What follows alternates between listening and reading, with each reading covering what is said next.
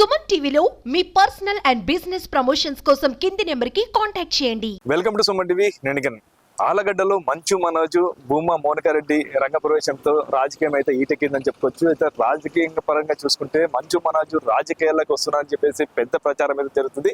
ఈ సందర్భంగా భూమా శోభానారెడ్డికి జయంతి వేడుకల్లో పాల్గొన్న మంచు మనోజు, అలాగే భార్య భూమా మౌనికారెడ్డి ఇటు ఘాట్కి వచ్చి వాళ్ళకి తల్లిదండ్రులకి అయితే నివాళులర్పించారు. ఈ సందర్భంలోనే భారీ ఎత్తున అయితే ఇక్కడ మొత్తం మీద ఈ ఘాట్ వద్ద మొత్తం ఫ్లెక్సీలు అయితే వెలిసాయి. మంచు మనోజ్ యువసేన అనే ఫ్లెక్సీలు అయితే వెలిసాయి. ఇక్కడ మంచు మనోజ్ కోసం దూర ప్రాంతాల నుండి రాష్ట్ర వ్యాప్తంగా ఇటు ఖమ్మము, తెలంగాణ, ఇటు కర్నూలు జిల్లా నుండి కూడా మొత్తం మీద ఇటు అభిమానులు అయితే తరలి వచ్చారు. రాజకీయంగా మంచు మనోజ్ అయితే రాజకీయ రంగ ప్రవేశం చేస్తున్నారని చెప్పేసి ఒక ఇంటి అయితే ఇస్తున్నట్టు తెలుస్తుంది.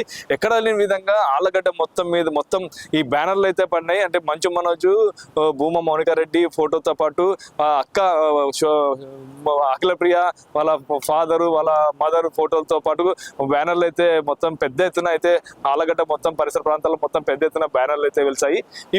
ఈ కారణం ఏమిటి, మంచు మనోజ్ ఇద్దరు జనసేన పార్టీలోకి వెళ్తున్నారు అని చెప్పేసి వార్తలు అయితే వస్తున్నాయి. ఈ పార్టీకి అతీతంగా అంటే పార్టీలు పక్కన పెడితే రాజకీయంగా అయితే వాళ్ళు రావాలని అయితే డిసైడ్ చేసుకున్నట్టు తెలుస్తుంది. ప్రస్తుతం ఈ రోజు ఆలగడ్డలో భూమా అఖిలప్రియ వాళ్ళ ఇంట్లో అయితే 2 గంటల పాటు చర్చలు అయితే నడిచాయి. భూమా అఖిలప్రియతో పాటు భర్త భార్గవ్, అలాగే తమ్ముడు విఖ్యాత్ భూమా మౌనికారెడ్డి, అలాగే మంచు మనోజ్ 2 గంటల సేపు అయితే ఇంట్లో అయితే చర్చలు జరిపారు. అది రాజకీయంగా చర్చలు జరిపారా తెలియదు కానీ 2 గంటల సేపు చర్చలు జరిపారు. అనంతరం మంచు మనోజ్, భూమా మౌనికారెడ్డి అఖిలప్రియ ఇంట్లోనే ఉన్నారు. అగడ్డ మొత్తం మీద ఈ మంచు మనోజ్, భూమా మౌనికారెడ్డి రాజకీయాల్లో వస్తున్నారని చెప్పేసి పెద్ద ఎత్తున ప్రచారం చేయడంతో కార్యకర్తల్లో అంటే ఇప్పుడు ఆల్రెడీ అఖిలప్రియ టీడీపీ పార్టీలో ఎమ్మెల్యేగా కొనసాగారు, గతంలో మాజీ మంత్రిగా కొనసాగారు.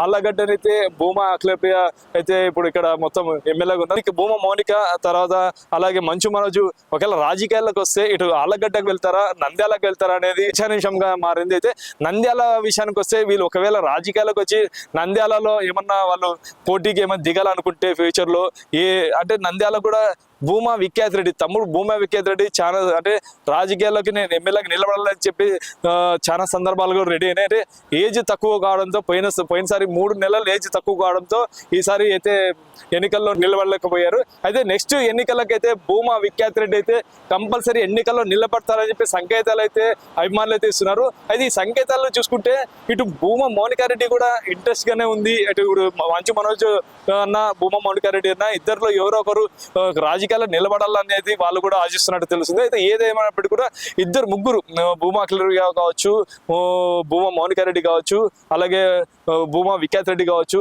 వీళ్ళు ముగ్గురు కూడా రాజకీయాల్లో రావాలని అయితే ఆశ ఉన్నా. ఆల్రెడీ భూమా అఖిలప్రియ రాజకీయాలు ఉన్నారు, ఎమ్మెల్యేగా ఉన్నారు.